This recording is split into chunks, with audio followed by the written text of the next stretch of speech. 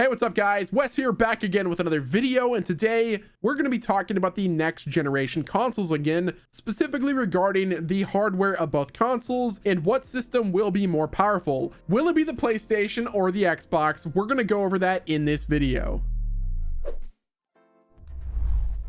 Now, if you guys aren't aware of the specs, both consoles use a Zen 2 Ryzen CPU, AMD Navi GPU, GDDR6 RAM, and a solid-state drive. Now, at face value, those specs seem to be pretty similar, but we obviously won't know all the information until the consoles are actually revealed. But we recently had a potential breakthrough regarding the PlayStation 5. Now, a little disclaimer: take all of this stuff with a grain of salt because we have no official confirmation, so most of this is just hearsay at the moment. But according to the executive editor at Game Informer, Andrew Rayner, the PlayStation 5 is more powerful than the next generation Xbox, codenamed Project Scarlett. He said on Twitter, rumors before the show say the PlayStation 5 is more powerful than the Project Scarlett, but we'll see. To which a person named Positive Emotion on Twitter replied, "Where did you get the rumors from?" Rayner said developers, to which Positive Emotion replied, "How would they know? Because they're working on the games," Rayner said. Another Twitter user by the name of Dan asked, "What do you know about the rumors that the PlayStation 5 is more powerful than the Scarlett?" Andrew Rayner replied, "More flops." What a weird thing to say. Now, if we go ahead and give Andrew Rayner the benefit of the doubt, it is a strong possibility that the PlayStation 5 will in fact be more powerful than the Project Scarlett, but I don't think it's fair to make that case yet, especially since the Project Scarlett dev kits haven't even been finalized or sent out yet. Andrew is a respected journalist in the industry, so I don't think him and his sources are lying when they're making these claims, but I don't think they're handling these claims very properly. But we're going to go ahead and talk about all that stuff in a little bit. It's also worth mentioning that an additional source claims they're hearing the exact same information regarding the power of the PS5. Former IGN editor and podcaster Colin Moriarty states the PlayStation 5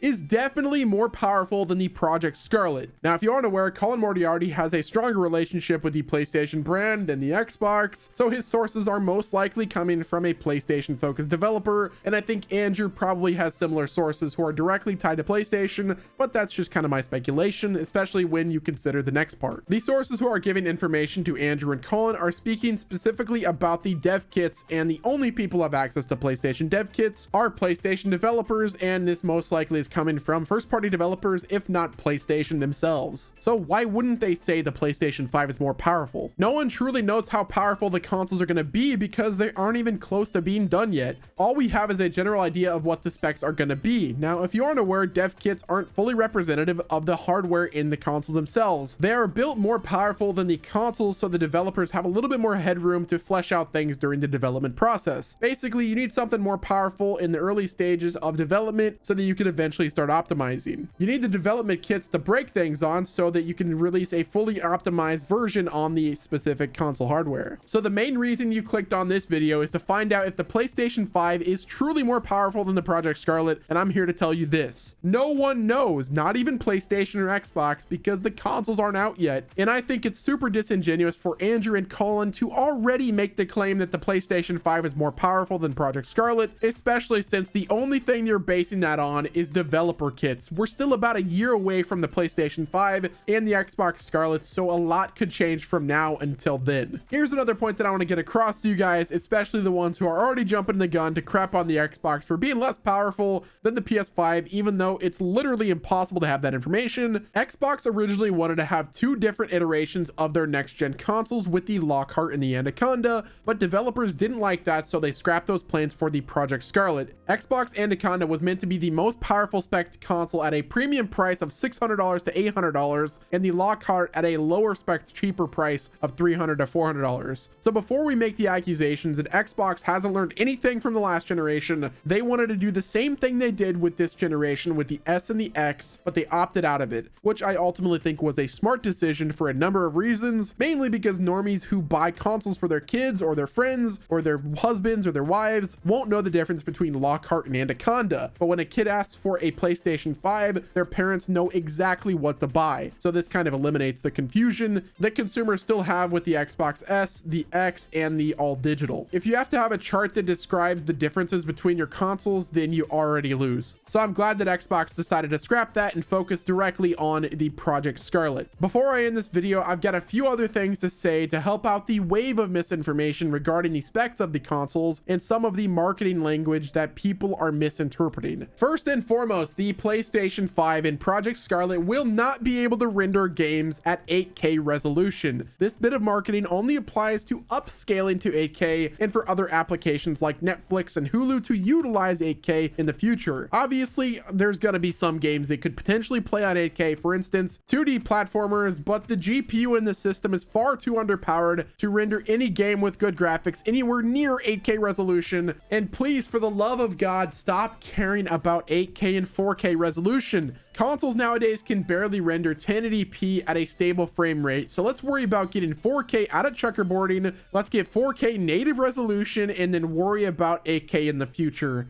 This console generation should not even be talking about 8K because the current hardware is not even close for it. PCs can barely run 4K at 60 FPS. But I'm glad they're supporting it anyway. Now, this same thing also applies for the 120 FPS tagline. Most games won't even get close to 120 FPS. So if you're buying these next generation consoles with the intention of playing all games at 120 FPS or FPS games, you know, first person shooter games at 120 FPS, you are freaking mistaken. Oh, and you know, for the few individuals who believe that these consoles will run at 8K at 120 FPS for most games on the PS5 or Scarlett, you're out of your damn mind crazy. Please never talk again. At the end of the day, guys, I'm excited for both the PlayStation 5 and Project Scarlett. The thing that will sell these consoles has nothing to do with the specs and everything to do with the games. If Xbox has a great games lineup for the next generation, they will be in a great spot, and the same goes for PlayStation. I just really hope we don't see the endless cycle of third-person action adventure games for PlayStation, but I love the games in those stories regardless of the cookie-cutter gameplay. But with all of the talk about the specs of the new consoles, it just gets me excited because the more improvements we see for the consoles, the better the games will look when they get ported to PC. So as somebody who plays all the consoles as well as PC, it's kind of a win-win for me. I don't really lose in this situation. The only thing that I lose is my money that is dwindling down by the minute the more these games and consoles come out. But that's gonna wrap it up for this video, guys. Don't forget to hit the like button, subscribe to the channel with your notifications on, and let me know down below what console are you most excited about and which one will you be buying. Will it be the PlayStation 5 or will it be the Project Scarlett? Let me know down below. Thanks again for watching this video, guys, and until next time, this has been your boy Wes, and I'll talk to you guys on the next one.